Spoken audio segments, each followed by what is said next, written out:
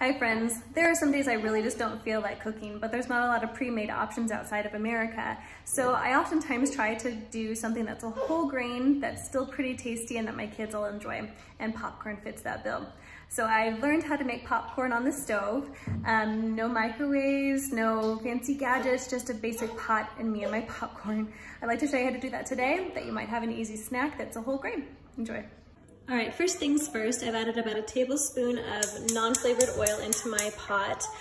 Coconut oil is also very, very good. Now for my flame, it's really important when you're cooking popcorn on the stove to get your flame fairly low. It's not super low like this, but it does need to be fairly low.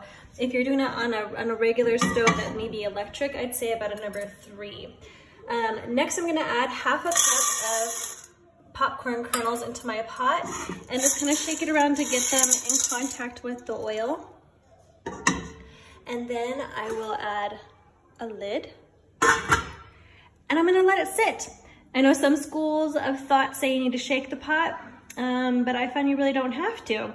And so just let it sit there until you start hearing some popping.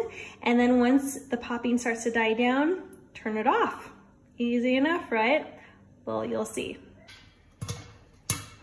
We've got some action here. Popcorn's popping. I know if it's popping too rapidly or it sounds like it's not really like giving an open puff sound, that it's probably not popping quite right and the heat's too high. So then I lower the heat and kind of shake it around a little bit. But right now we're doing pretty great, so we don't have to worry about that. Nice and fluffy sounding.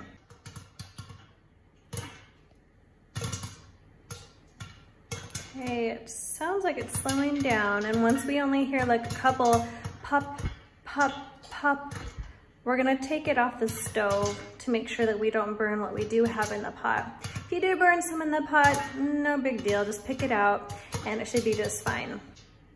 So you can hear it slowing down. We're almost there. I'm gonna turn off my heat. So there's still some popping, but they're getting fewer in between in some of them. And kind of just let your ears be your guide with homemade popcorn here. Okay, so here's our popcorn, and we're just gonna dump it out into another bowl. And we only had a few kernels that didn't pop, which is, when you're listening for your popcorn, it's a little bit more effective that way. Next, I'm gonna take some butter, and I'm just gonna melt it directly into my pot, because that's just the quickest, easiest way. It's already hot, right? So let it melt, and then I'm gonna pour it all over my popcorn.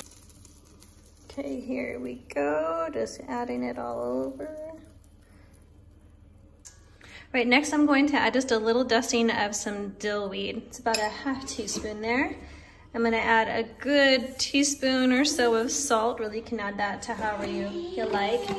And then last, I'm going to add some nutritional yeast, because this gives a really great cheesy flavor, and it's packed full of vitamin B12, which is really, really good for us as humans, since we don't get it much in our soils from all the depletion, and you can't just get it by meat alone. So this is a really, really good way to get it. All right, so now we've made our nutritional yeast popcorn and we're ready to go. I hope you guys enjoyed this. This is one of our favorites. Ooh, funny little side comment. A friend calls this hairy popcorn because the dill. Cute, huh?